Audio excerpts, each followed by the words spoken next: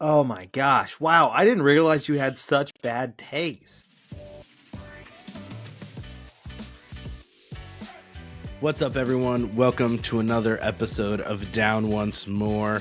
Matt here. I am joined once again by Brad because this week we are reviewing the musical Monty Python's Spamalot after much prodding from Brad. So, Brad, welcome. And I'm going to make you get right into a synopsis of Spamalot. We're going to dive right into it. No fluff this week. I love it. I am so happy this day has come. I could soliloquize for hours about the joy this brings me. But like you said, no fluff. Let's get into it. Get the people what they want. And that's Spamalot content. Spamalot is the musical adaptation of Monty Python's Quest for the Holy Grail. It's an unbelievably iconic movie in just the history of comedy. And one of the most quotable movies, and it was turned into a musical by one of the Pythons, Eric Idle. So, the movie, or the play, follows King Arthur in his quest for the Holy Grail as he gets into hijinks and foibles with his Knights of the Round Table. The Lady of the Lake offers some aid, mostly in the first act. But by the second act, Arthur is alone, his knights are scattered, and they have to figure out how to put on a Broadway musical in order to get past the knights who no longer say need. In that process, Arthur and his knights all find what their grail is. And the musical is wrapped up in a nice bow where everybody gets married. Both in... they get married and send the play off in a big musical number, and that's about it. That's a synopsis. Yeah, that was a synopsis of the whole thing. I also want to add a brief disclaimer. My allergies have been kicking my ass the past week and a half, and every day I mowed today, and so it's even worse.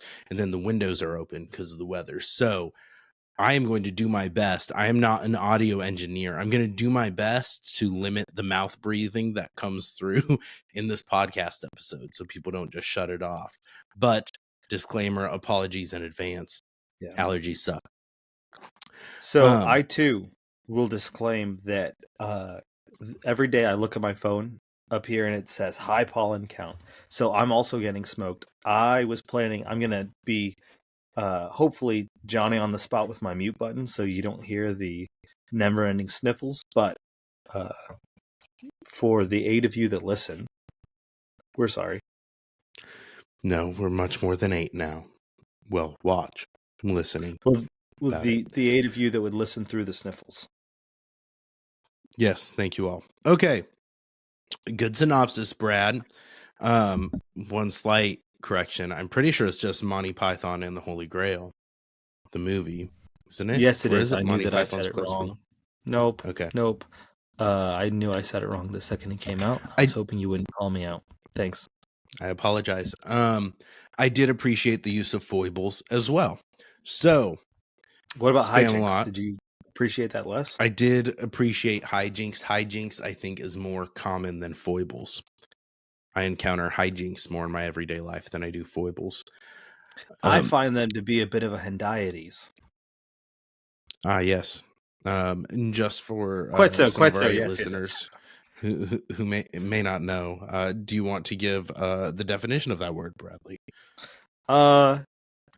It quite literally means 1 through 2, so it's where you use 2 words to convey one kind of sense. Perfect. All right. So history of the show before we start talking about what worked for us, what didn't in the show and our first experiences with it. Like Brad said, Spamalot was written by one of the Pythons, Eric Idle. He also worked on the lyrics as well, along with John Duprez. The musical premiered in Chicago in 2004 and then transferred to Broadway in 2005. It's done a couple national tours since then, gone overseas. It did a West End run as well. And Tim Curry, who played Arthur on Broadway, also played Arthur on the West End. And in the West End, Hannah Waddingham from Ted Lasso played the Lady of the Lake. So, and she also did on No Broadway way. for a while as well. Yep. Oh, are there videos of She's that? a big theater person.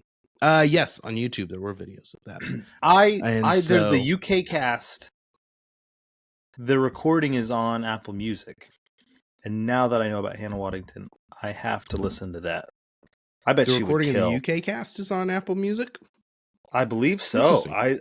I didn't know that. Because I've I had thought it there was just the downloaded for Broadway like 15 years, and I was just looking it up today. UK tour cast. I don't know if that's the same. No, I think it is. Let me go to the it Lady has, of the Lake. No, Jodie Pringer has her bummer. as Lady of the Lake. So no Hannah I'm gonna look Waddingham. up videos of Rebecca. Yes, one of the best great parts voice. of Ted Lasso. She does have a great voice. She has a great character arc. Mm-hmm. There were from 2 musical numbers were dropped from the play between its Chicago, but was transferred to Broadway. The first one was set in the Witch Village called Burn Her, which is a big part of the movie that was completely cut out of the play. And that's the first introduction. She's a witch, burn her. That's when you're introduced to Belvedere in the movie. And so, I don't know, Brad could still be talking over me. He froze on a recording. So, and then the next one is the cow song when they're at the French castle, and they're launching the cow. There's a song, a parody of a stereotypical film noir cabaret style song. So, and that one's performed by the actress who did The Lady of the Lake. Both songs were. So that was cut for Act 2. After it transferred to Broadway, it was nominated for 14 Tonys and had 3 wins, one of which was Best Musical in 2005. Lots of big names in the cast of the original Broadway. Yeah. You've got Tim Curry, Hank Azaria. Christian Borle was one that I was actually more familiar with going into this. He was in the NBC series Smash when she was really good in that, as kind of part of a musical writing duo. He played Shakespeare in Something Rotten, which I'm going to talk about Something Rotten later when we're going on this. But just Hank Azaria as a Lancelot and a lot of other bit roles kind of fills the role of what John Cleese played in the original movie, where he's the taunting Frenchman. He's one of the first one talking about migrating coconuts. You get introduced to it. I'm also pretty sure he plays the leader of the Knights who say "ni." But Hank, could be wrong on that Cleese? What? Hank or Cleese? Hank. Because I think both. I can't remember. Yeah, like in the movie, it was Cleese. Does in the movie. Yeah. And so in the original Broadway run of Spamalot, John Cleese does voice God. And then Eric Idle did on UK tour. And then in the revival that just happened, Steve Martin was the voice of God. So that's awesome. The recording you also skipped Sarah Ramirez, who people know mostly from Grey's Anatomy, but she's Lady of the Lake in the original Broadway cast. No, huge star. Yeah. Yes. Who is she in Grey's Anatomy? Because I have never watched Grey's Anatomy. So for a Grey's, fans, it's the Cal, not Cal. I only watched a couple seasons with Corey. Okay. What is her character? She's the ortho surgeon. Oh, Callie. Nice. Callie Torres, Dr. Callie Torres. Okay. Nice. Yeah. A few more things to the history. So, like I said, they did just recently have a Broadway revival. It opened in, I believe, November 2023, and then it just closed a couple weeks ago. What did close a little earlier than anticipated. Sounds like it was always meant to be a limited run, kind of to fill the spot in this large theater is in for, I think it's Sunset Boulevard. is what's getting ready to launch in that theater, the St. James Theater. But there's rumors of why it closed early. Part is it's an expensive show to run. It wasn't getting sellouts all the time because it's a fairly recent revival. Like the original one was in 2005. So a lot of the people already saw the original run and may not, especially for the price of Broadway tickets, not going to see it again. However, it had a fairly stacked cast as well in this. Very talented. Taron Killam started out as Lancelot, filling the role until Alex Brightman could finish a previous engagement. Alex Brightman was in Beetlejuice. The musical originated the role of that there on Broadway. And then Ethan Slater, who played SpongeBob and is going to be Bach in Wicked. He played the role that Christian Borle does in the original Broadway of the historian, Herbert, Not Dead Fred, all sorts of people in that cast. So, and they did announce, though, there is a national tour that is set to launch in fall of 2025. So they are working on that. So coming in a year and a half to maybe a city near you is Spamalot the Musical. So I'm there opening night Chicago, man. Yeah, that's the nice thing. You're always guaranteed to always come. They always there. Come. I did have some notes that they were going to turn Spamalot into a movie in 2018. It was originally announced, and then they were working on it. It was in pre-production, delays when Disney bought 21st Century Fox, and then Eric Idle said that it was dead. Two of his former colleagues vetoed it because Spamalot in general had some mixed reactions from the Pythons that were not huge fans of it. Terry Gilliam, not a fan at all of it. He said, well, it helps his pension. He said, as much as we'd like to pull the plug on the whole thing, it carries on. It's got a life of its own because a lot of them felt like it was like Python light. Like Terry Jones said, it is utterly pointless. It's full of air. Regurgitating Python is not high on my list of priorities. But after seeing it, he said he liked it.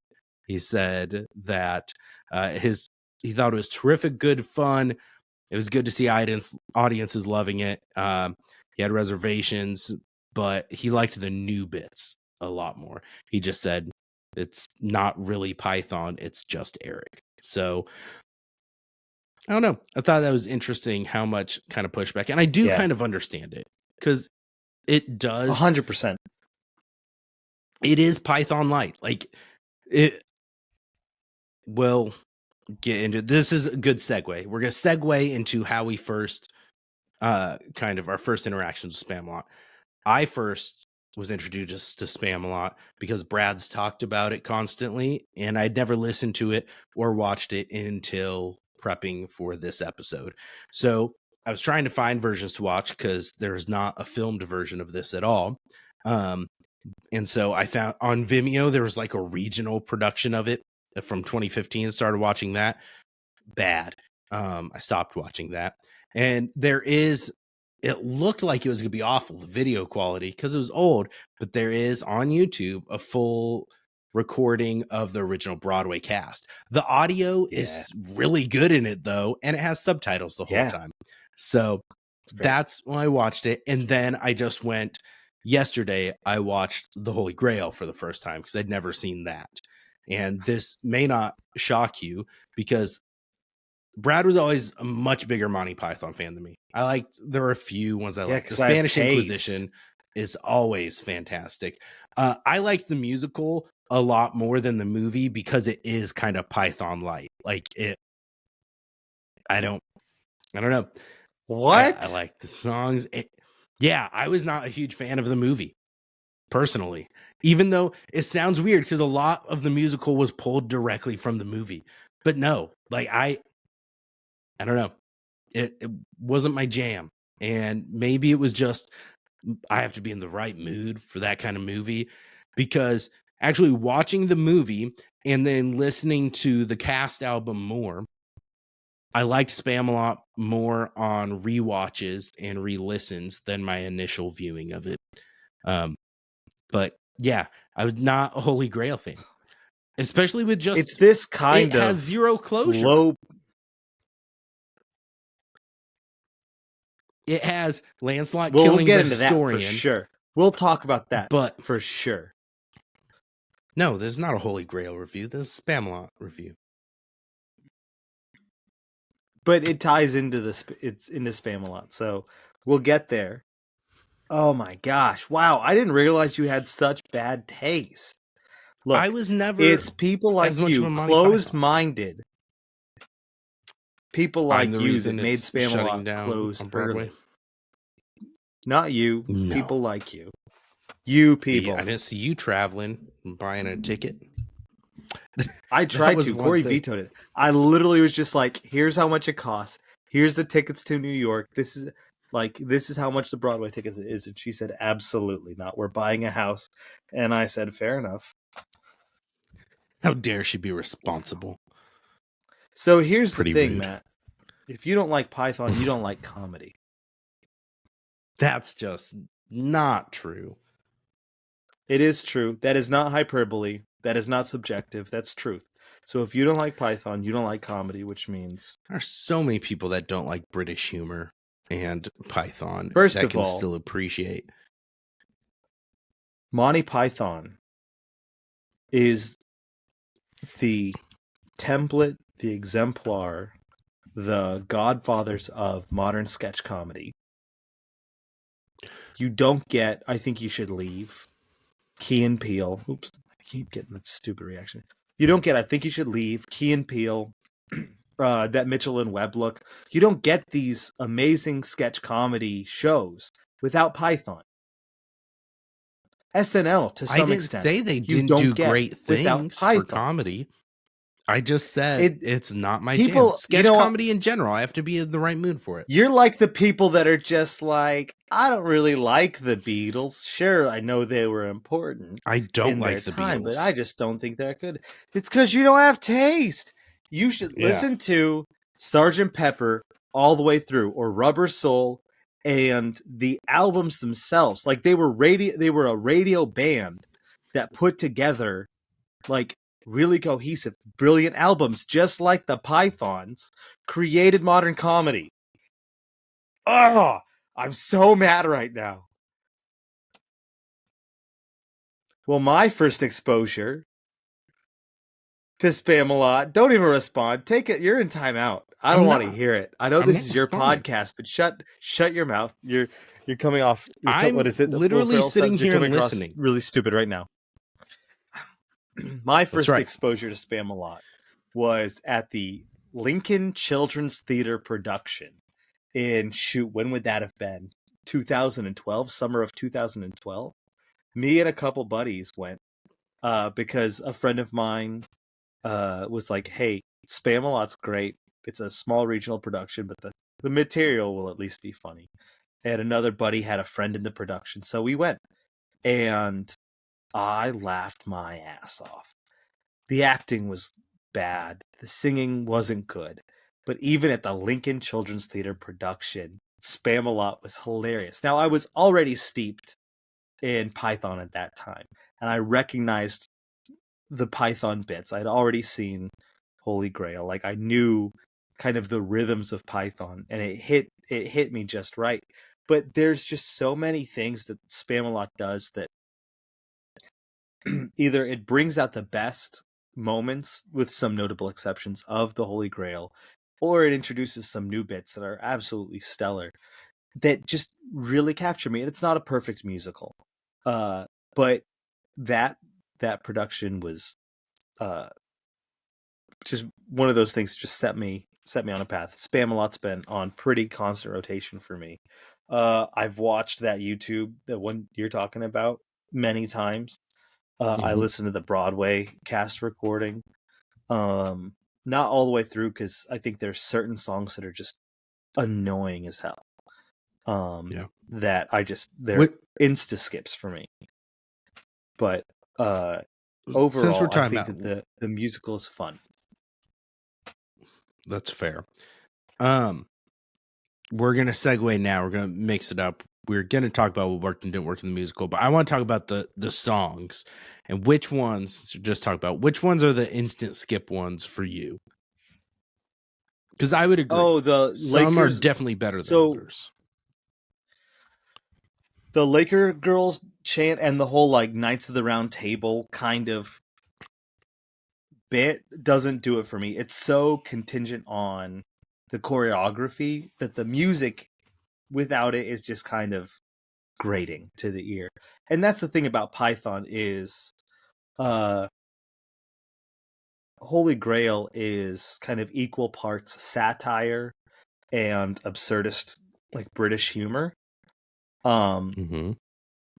And so when they lean into the in Spamalot, they try to kind of do the same thing, but there's two layers now of satire. There's the satire of kind of the King Arthur mythology and like the noble quest genre of epics, but then you also have the satire of Broadway musicals and of musicals in general. Mm-hmm. And when they slip into that like satire of certain parts of musicals, it doesn't always work for me. So let me pull up the full Yeah, the I would full get that. musical I number. actually So that's one that skips. the Laker girls cheer. I actually enjoy that one still. Knights of the Round Table. I like the Knights of the Round Table part. I don't like that second version of the song that goes like this. They're in Camelot. Yeah, That's the Liza Minnelli kind of the riffing spoof on the Broadway. Yes. Yeah. That one doesn't work as well for me. The song that goes like this, I love, but the one in Camelot, Liza Minnelli that stuff, is when they not do. a fan. The song that goes like this is one of the like constants for me because it satirizes like cheesy Broadway like musical theater ballads so perfectly. It kills it. Like when it's like, now we change the key, now it's or like when he's just cursing out the pit. It's just brilliant. I would say twice in every show I skip. Yes, and basically the finale through the company version of Always Look on the Bright Side that it closes with, also an instant skip for me. That's fair. I don't love Always Look on the Bright Side of Life. It's not an instant skip, but I don't love it. Which I was thinking, isn't that one from Life of Brian, which I haven't seen? Yeah, and it's. But I saw that song's from there. My goodness! But you would love Life of Brian. Maybe you wouldn't because you lack so much taste. But Life of Brian is hysterical. So basically, Brian is. You're frozen. Can you hear me? Yeah, I can hear you. You've frozen a couple times, and I've just gone through it. Yeah, and I'm like, he's talking. I'll figure out what he says when I'm editing. So yeah, I think we might be talking over each other. But in Life of Brian, Brian is hanging on the cross, like for no reason, basically. And the guy next to him starts singing. Yeah, he's like, not too bad. And he starts singing, "Always look on the bright side of life." It's actually Eric Idle that's singing it.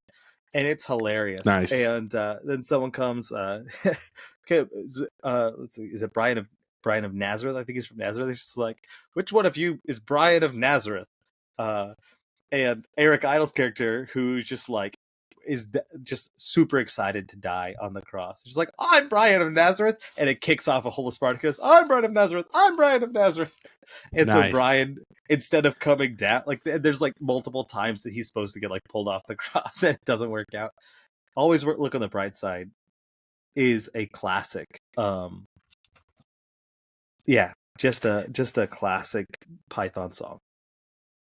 I don't like All for One either. That's a skip for me. I agree with that.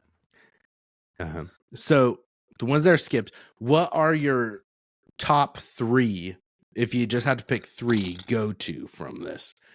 And add if there's a caveat if you still listen to it, because some watching it is completely different. Like when you can watch it and see the full experience, then you can like it, and just listening to it, it doesn't do the same thing. So if there's any caveats, make sure to note that. that.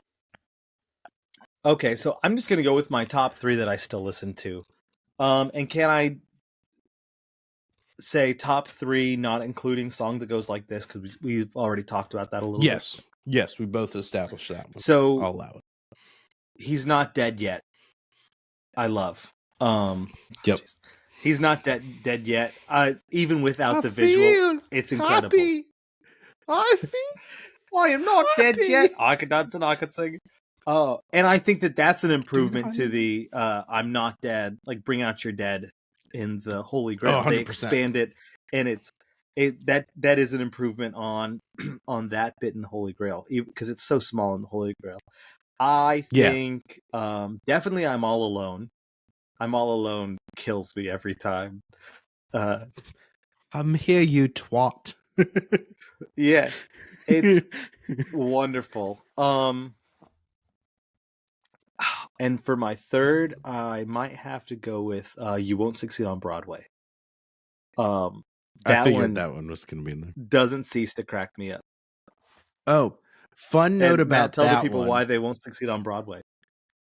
If you don't have any Jews.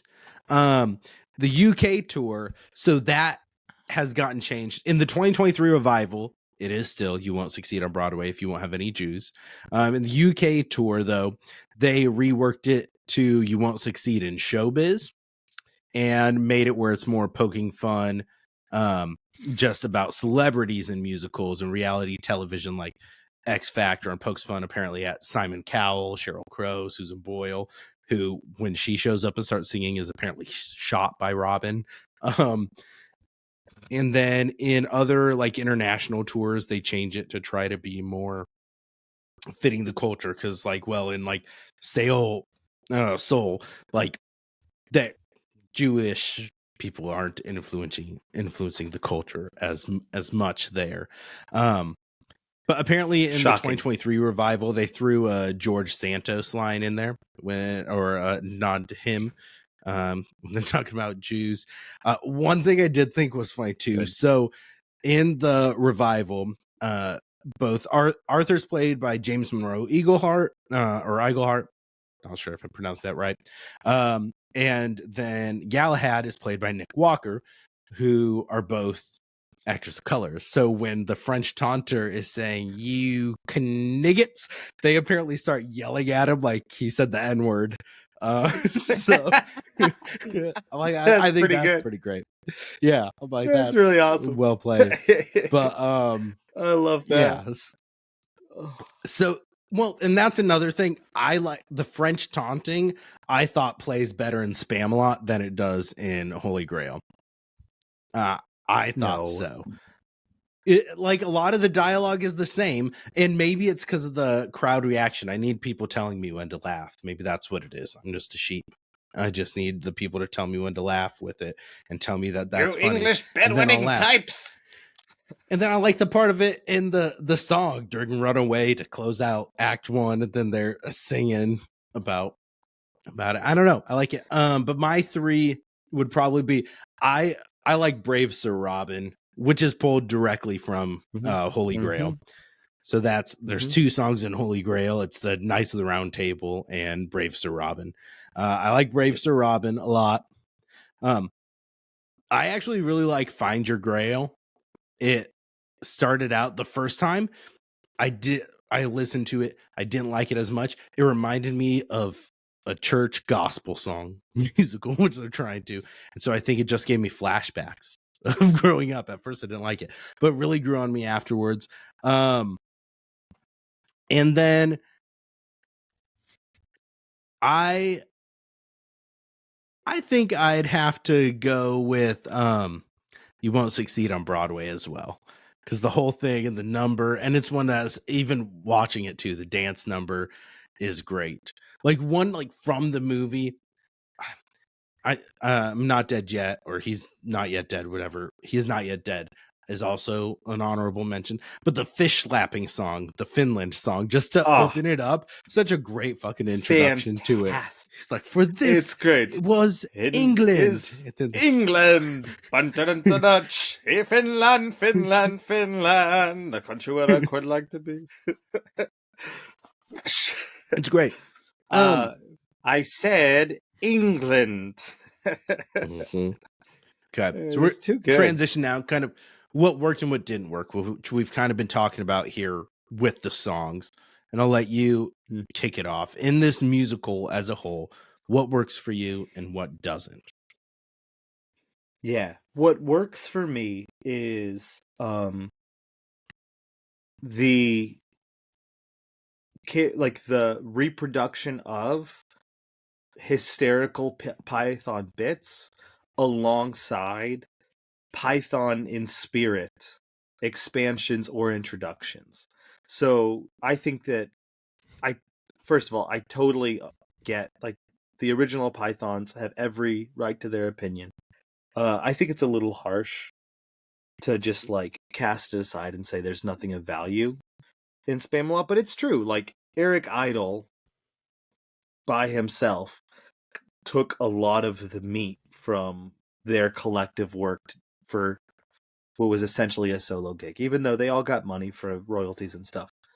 And I think if I was a Python, that would grate on me. But there is a sense where he captured in certain places what I think the Pythons would have loved to do if they were launching a full musical. And I think the fish slapping song is a prime example. Like Mm-hmm. that's an introduction that is just absurd and just on the nose.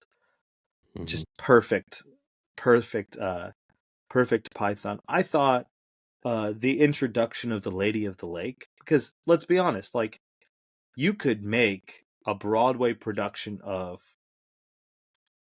adaptation of Holy Grail with zero female characters apart from the Yeah. chorus. That's essentially what the movie is.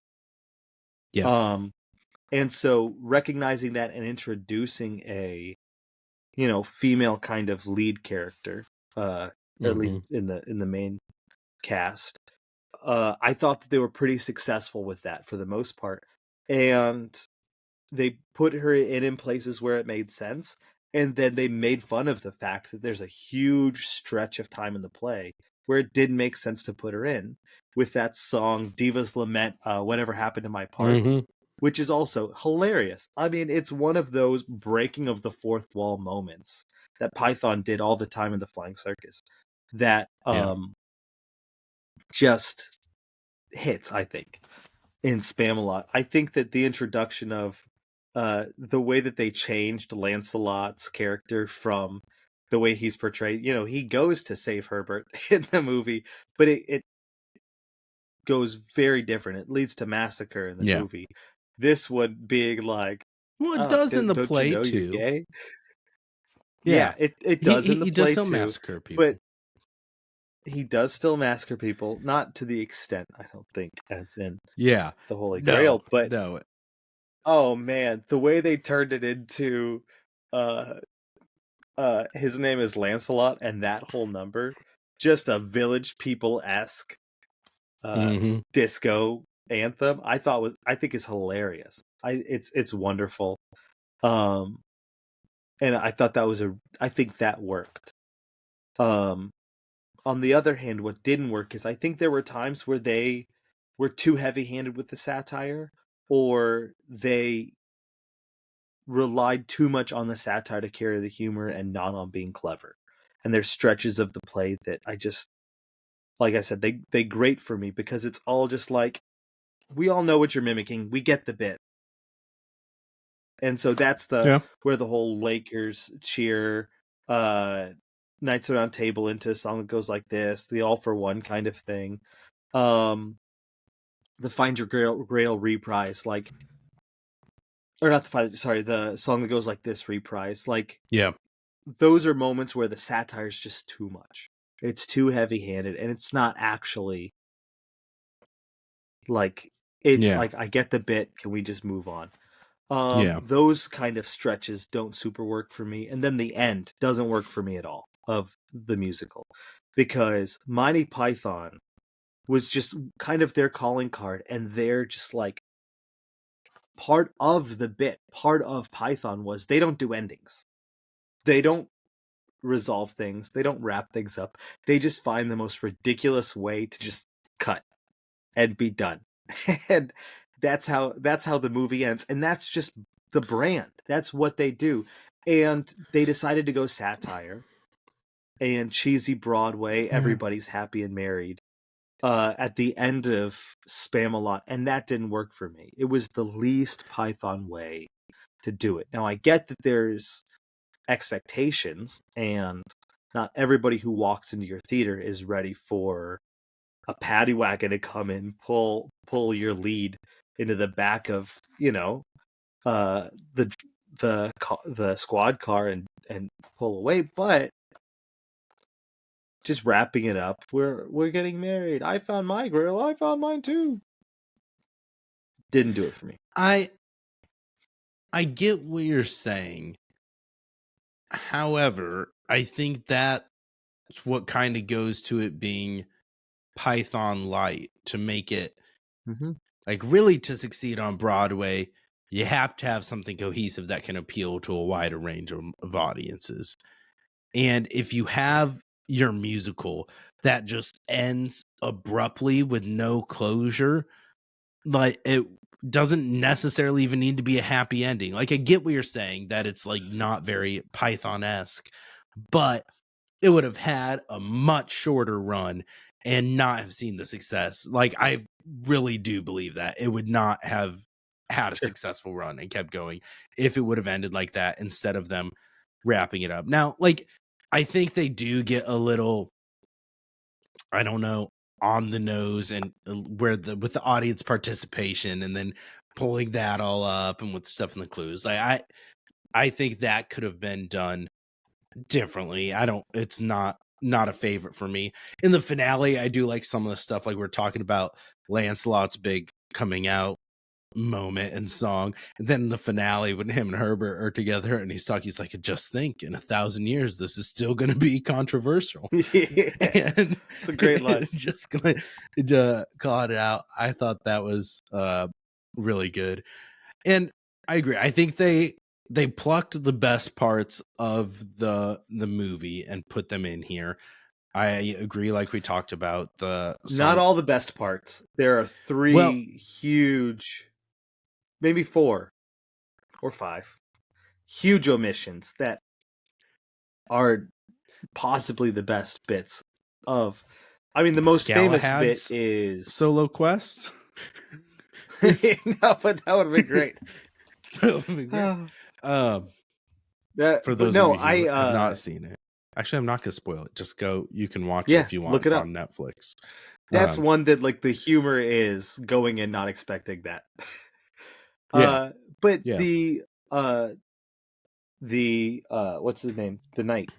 It's only a flesh Belvedere. The Black Knight. Oh, the Black Knight. No, the Black Knight. That's probably the most famous bit from the Holy Grail. The Bridge of Doom is next level. The Black Knight is in Spamalot. Oh, it's in the forest when Arthur and Patsy are going to try, and the Black Knight replaces the 3-headed giant that Robin comes across and runs away from, and so then Arthur fights him. Sorry. Still, it's okay. Yeah, it's been a while since I've watched it. You're right. So yeah, but still, they don't have the Bridge of Doom. They don't have the witch. Yeah, the Belvedere and the witch is just. I'm not a witch. She turned me into a newt. A newt, but I got better. Like, yeah, hilarious. That whole bit. I do agree that I want to hear that song that was cut from the Chicago one. Like, I'm curious. I do too. But it must have been great if it got cut. That's the thing. Yeah, it was one of my favorite parts of the movie, though. I agree. Like, that's one, and then that I wish would have been in there. Let's see. They the other one that came to mind that they skipped. I mean, they don't have Tim, the sorcerer. From you can call me Tim. I don't remember if he says his name, but he's the one that points them, because the bunny's still in it, at least the original Broadway one, and then he points them to the clue that shows the seat number. Spoiler alert. With the finale, but so he is in there briefly. Tim is, but I don't think he does his whole. You can call me Tim. I don't think. I should know because I just watched it literally yesterday. But I don't remember now. All that to say, there's still great bits in Holy Grail that they didn't incorporate. Yeah. There's one more that it's going to come to me later, but That's fair. The whole using Dennis into Galahad. Was it Galahad? Yeah. I think because in that the was play, a good way to it's a incorporate completely that. separate thing. Yeah, well, that's how they did all of them because it's not Lancelot and Robin in the He's Not Dead Yet in the movie.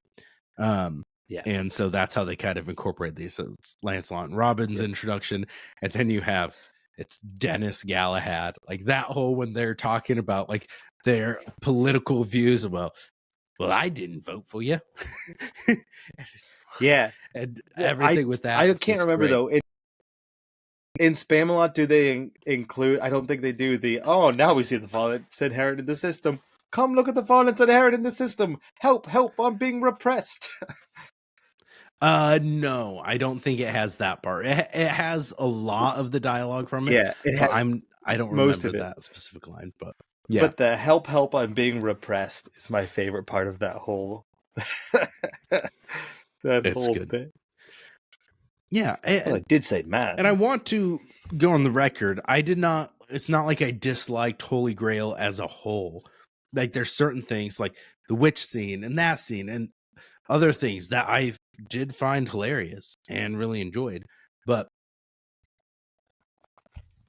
I don't know. It's just I don't see myself going back and rewatching it. And I could be wrong. Maybe I will. But no, I'd you rather need to go watch Life of Brian. I will watch Life of Brian. It's on my list. With your religious scars, I feel like that would scratch your itch. I watched the Book of Clarence with Lakeith Stanfield recently. Actually, really good. It was interesting and not completely sacrilegious. So if you're still like I'm curious, but I don't want to blaspheme, it's not that blasphemous. So there we go. I did like a lot of their like fourth wall breaking tongue in cheek things when they're talking about where the grail is, and there's like the grail is inside you, and they're like, one of us swallowed it, and he's like, no, it's a symbol, and then the symbols go in the pit, and then like you were talking about the song that goes like this when they're yelling at the orchestra with the key changes and everything.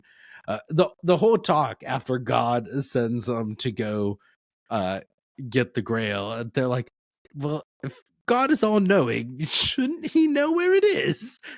And things like that. It's great. It's great. I enjoyed it. One of my favorite comedians has a new special out. Kyle Kinane. The special's called Dirt Nap. You need to go watch it, and it's brilliant. One of the best specials of his that's been put out, and every one of his is brilliant. But he has a bit at the beginning where he's talking about being in a restaurant in Eau Claire, Wisconsin, and overhearing a woman saying, well, I got to take the Bible on a case-by-case basis to figure out which pronouns to use for God. And he said, I wanted to pipe in and say, well, ideally it'd be they/them because God's everywhere. But realistically, it'd be no/none since that shit's not real. And then he said, but I couldn't say that because I had a mouthful of vegan quesadilla. And it stopped me just in time to realize that we're both pretending like that which isn't is. So maybe I should just live my life. Nice. That's good. That's good. Pretty good. What are you studying again for your doctorate? History. Oh, okay. Okay. there were there's nods to Broadway throughout it, like when the French are taunting, they're in the battle, they're waving the French flag like in Les Mis, the Revolution in the background, and Yeah. other things like that. And there were things, because I'd listened Fetch a to lavash! Something Rotten before this, which Something Rotten is a musical and deals with Shakespeare, and so it's like 600 years after this.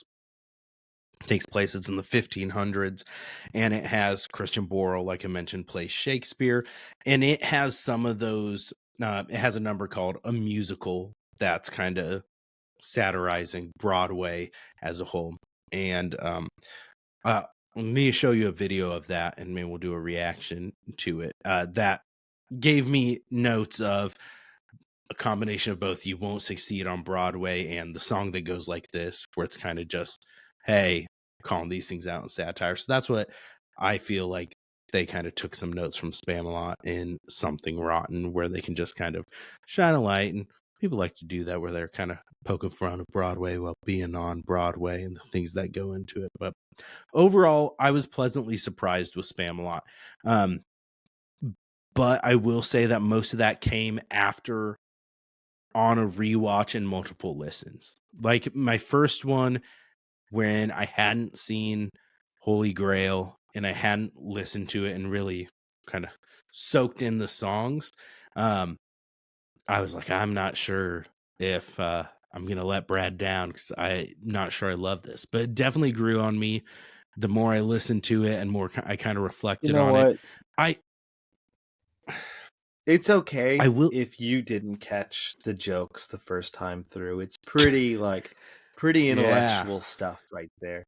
And yeah. so, I understand why it would take you a few times. Oh, the monk's chant. We haven't talked about the monk's chant. Oh, Pie Jesus Domine. Kills me. now, was that a flying circus bit as well, or just from the movie? Because I feel like the It's just from the monks. movie.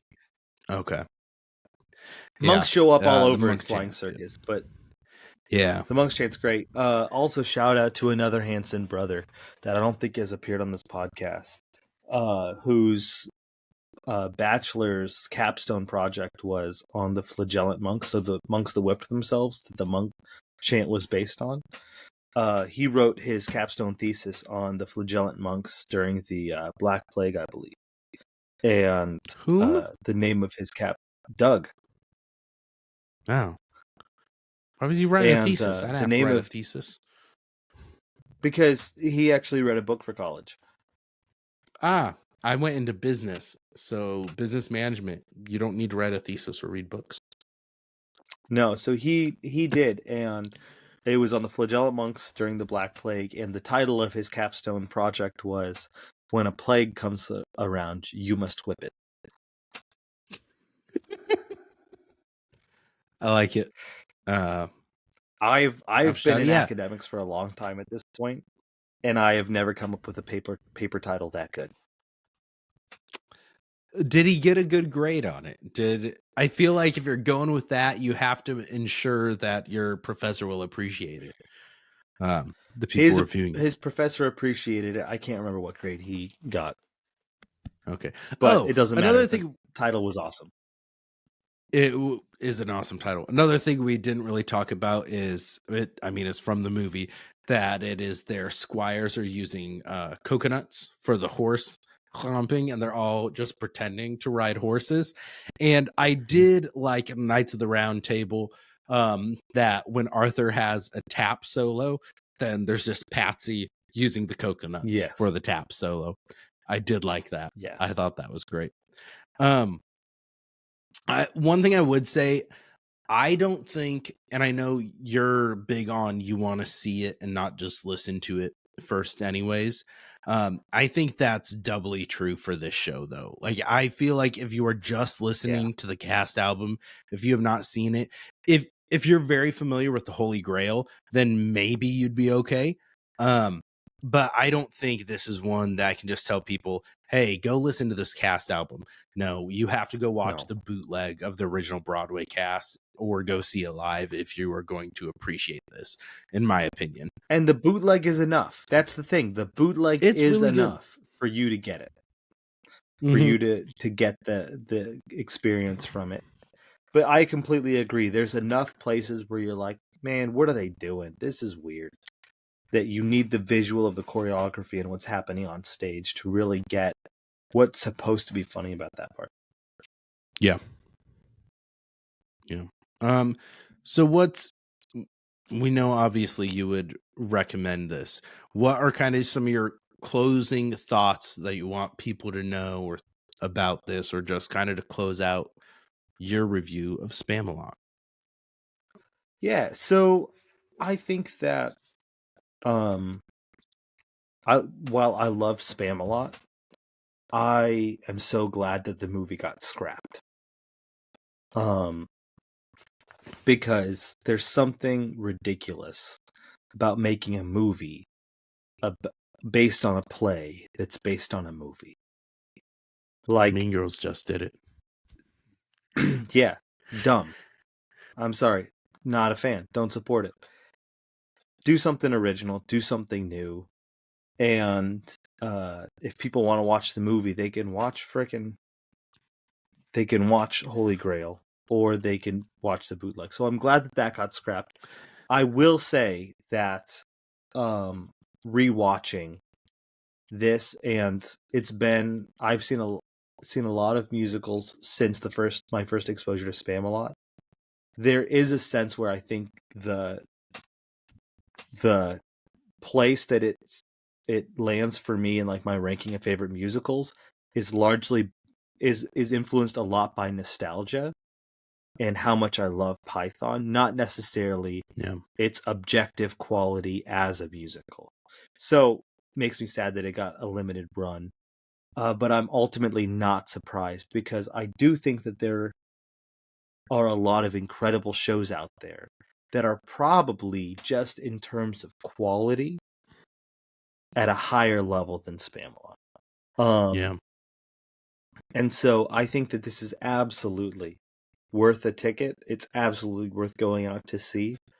But if you're on the fence on Python in general, maybe watch the bootleg instead of paying for it in theaters. I think that's what my Yeah. recommendation would be. Yeah, and I would also say, kind of caveat to what you were saying about the movie, to turn this into like a straight up movie adaptation, I agree would be absolutely stupid, because all the Broadway bits just don't work then. It's dumb.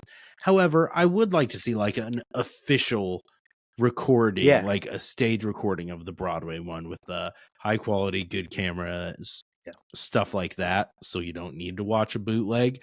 And I mean, we've both Rayleigh and I, and you and I, when we've talked on here, big proponents of, a lot of times the best way to see a Broadway musical on like a screen is when they do just film the stage version and put it that way.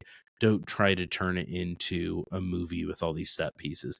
And that's what I've said when I talked about the Mean Girls musical, which, like, I like the Mean Girls musical, the Broadway musical, the touring, the stage musical. The movie, Renee Rapp is good, but other than that, it is just, I don't know who it's for, because it loses all the charm of the original movie, and then they mute all the Broadway musical elements of it, so then you're not getting the roping that audience in and capturing the magic of it on stage. So that movie, besides Renee Rapp and Ali'i Carvalho and Jaquel Spivey are also really good in it. It has a decent cast, but it was bad. I don't know what Tina Fey, when she worked on adapting it with the director, her thing with her husband doing the music for it, they just took all the musical theater and they tried to make it where it more appeals to TikTok videos and musical style, and it just sucked. But I don't really have anything else. You pretty much covered my other notes on this. I do think it's fun. I get what you're saying about nostalgia. I think it's one you have to see. If you can see it where you said where like the talent might not be as good. If you have a regional production of this, though, I think it would be an absolutely fun experience. And that's the kind of regional one to see where it's like it's still a fun experience, even if the vocal performances are rough. Like, I'm not going to go see Hamilton at a regional performance where that everything hangs on those vocal performances and the music. Whereas this be fun. And the choreography too. Like, you can't have a poorly performed, poorly choreographed Hamilton. Whereas Spamalot, it's so bit and satirical, so bit heavy and satirical that bad tap dancing, bad kick line kind of is funny in its own way. Yeah, I was just looking over my notes to see if there was anything else that I had missed. And I did think it was funny how when Patsy ends up revealing that he's a Jew and so they will be able to succeed. And he's like, well, why didn't you say anything? He's like, it's not the sort of thing you say to a heavily armed Christian. To a sort of... Yes. I thought that was great bit. I'm so I don't know. I'm glad you bullied me and took advantage of me when I was drunk to get me to agree to watch this and review it. So don't say it. I will give you kudos to that. So thank you. And I think that's going to do it. I don't know what's coming up next week on the podcast. It'll be a mini episode. So we'll see what we talk about there. And I'm thinking maybe in a couple weeks, I'll bring Brad back, and we haven't done a draft in a while. And maybe we'll do drafts of songs we were allowed to listen to in high school. So we'll do some old or weren't. So it doesn't need to be like I don't need the every move you make, but like Reliant K, Hawk Nelson, like ones we were able to get away with like that. Things like that. So I think that could be interesting to do, and I think there's enough good ones. We could just show some variety and something different than what we normally do on here. So I think we'll do a draft of that. Absolutely. Eventually. So I'm also looking forward to the Down Once More episode on Wish, the new Disney musical. I have not watched that yet. Is it on Disney Plus yet?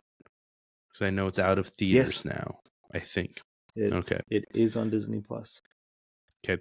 We've only done 2 kids movies so far. We did Vivo and then we did Matilda. So who said Wish? Maybe we'll have to do Wish eventually. Who said Wish? It's an animated Disney one. So I guess you're right. That doesn't necessarily mean it's a kids movie. Team America World Police has puppets, and it's not a kids movie. So, yeah. Sausage. Do you have any Sausage Party? Yeah, Sausage Party. Animated. Definitely not a kids movie. I haven't seen it. It's animated. Do you have any last thoughts before we sign off and officially bid the viewers and listeners adieu? No, just always get your pet spayed and neutered. There we go. Matt, that's Brad. Thank you all for joining us. Make sure you like, comment, follow, subscribe, share, all that happy horse shit. And tune in next week. And ultimately, don't forget to go down once more. Later.